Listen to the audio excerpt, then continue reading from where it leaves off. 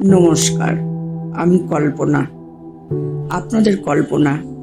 ওই ৮ কাঠা দোতলা থেকে ১ কাঠা একতলার ভাড়া বাড়ি, সেই কল্পনা। আমি আপাতত উল বুনছি। আজকে সংক্ষেপে আপনাদের বলবো আমি কেন কল্পনা, মানে আমার ভিডিওগুলোর প্রথমে আমি নিজেকে কল্পনা চাওলা বলে কেন তুলনা করি। কল্পনা চাওলাকে আপনারা সবাই চেনেন। ওই যে আমাদের ভারতীয় বংশোদ্ভূত এক মেয়ে নাসায় গেল, সেখান থেকে কলম্বিয়া স্পেস স্যাটেলে চেপে চলে গেল মহাকাশে। কি বড় অ্যাচিভমেন্ট! ছোটবেলায় বাচ্চাদের জিজ্ঞেস করা হলে যে তোমরা বড় হয়ে কি হতে চাও, অনেকেই বলতো ডাক্তার, ইঞ্জিনিয়ার, সায়েন্টিস্ট, কেউ কেউ আবার বলতো মহাকাশচারী। বলাটা কতটা সহজ, কিন্তু করাটা, ওই বাচ্চাগুলোর মধ্যে কজনই বা সত্যি সত্যি ডাক্তার, ইঞ্জিনিয়ার, সায়েন্টিস্ট বা মহাকাশচারী হয়ে উঠতে পারে আমার জানা নেই। আর এই মহাকাশচারীর স্বপ্ন আরও এক দুর্গম পথ।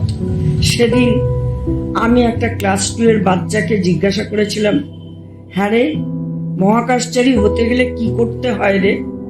সে যথারীতি ভীষণ রকমের উৎসুক হয়ে আমাকে জবাব দিল, অনেক পড়াশুনো করতে হয়, উঠতে জানতে হয়। তুমি কি উঠতে জানো? তাহলে তুমি মহাকাশচারী হবে কি করে? আমি মনে মনে হাসলাম।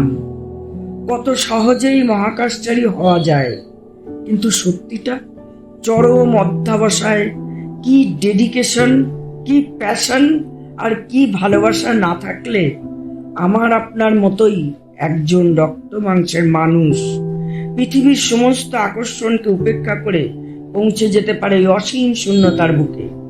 শ্রীমতী কল্পনা চাওলাও বোধহয় ওরকমই ছিলেন। 1967 সালে তার জন্ম, আর সেই সময় থেকেই তিনি নভোযাত্রী হওয়ার কল্পনা পোষণ করতেন। আমি 2008 সাল পর্যন্ত জানতামই না যে মহাকাশে ভ্রমণটা কি জিনিস।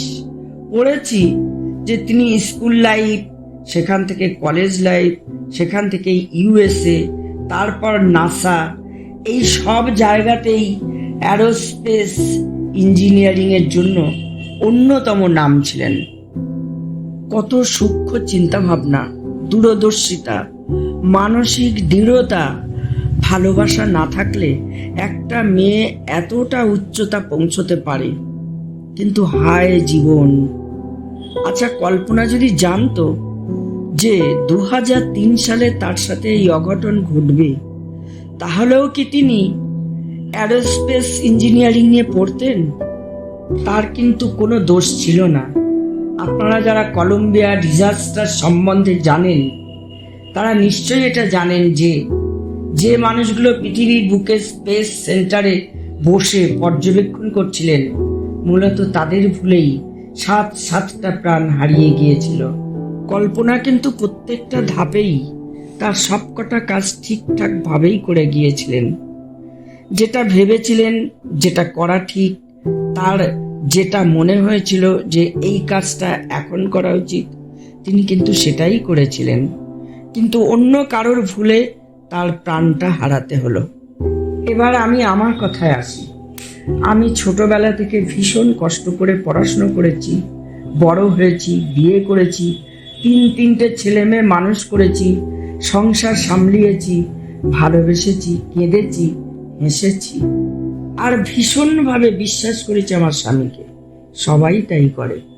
কিন্তু জীবনের প্রত্যেকটা ধাপে অন্য মানুষগুলোর ছোট ছোট ডিসিশন মেকিং এর ভুল থাকায় আজ আমি ৮ কাঠা থেকে ১ কাঠা ভাড়া বাড়িতে।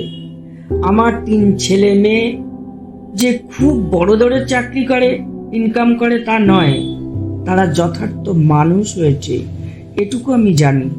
কিন্তু আর্থিকভাবে সচ্ছলতা, এটা সম্পূর্ণ আলাদা জিনিস। আর রইল আমার স্বামী। আজ যখন বসে বসে অবসর সময় ভাবতে থাকি, তখন একটাই উত্তর পাই যে আমার সঙ্গে আমার স্বামীর যবে পরিচয় হয়েছে, তবে থেকেই দেখেছি তার বেশিরভাগ ডিসিশনই হঠকারিতায় এবং ভুলে ভরা ছিল। আর এখানেই আমার সঙ্গে কল্পনার মিল। আমরা দুজনেই আমাদের দুজনের কাজ করে গিয়েছি সৎভাবে, নিষ্ঠা ভরে, কিন্তু ওই যে আমাদের সঙ্গে এবং আমাদের আশেপাশে যে মানুষগুলো ছিল তাদের দূরদর্শিতার অভাব বা অপটুতা আমাদের জীবনের মোড় ঘুরিয়ে দিয়েছে। আর তাই আমিও কল্পনা। আপনারা আমাকে বলতেই পারেন যে আপনার কি কোনো ভুল ছিল না? হয়তো ছিল, বা ছিল না, বা সত্যিই ছিল কি? আর সেগুলোর জন্যই আমার এই অডিও সিরিজ। ধীরে ধীরে শোনাবো আপনাদের এই ছোট ছোট ঠিক ভুলগুলোর গল্প। আর আপনারা আমায় জানাবেন যে কি করা উচিত ছিল আমার। আজ এইটুকুই। ভালো লাগলে একটা লাইক করে দেবেন, আর কমেন্টে জানাতে ভুলবেন না আপনাদের মতামত। খুব তাড়াতাড়ি একটা বড় ভিডিও আসতে চলেছে, তাহলে চ্যানেলটাকে সাবস্ক্রাইব করে দেবেন, আমার খুব ভালো লাগবে। আজ আসি তবে, পরের দিন আবার কথা হবে। নমস্কার।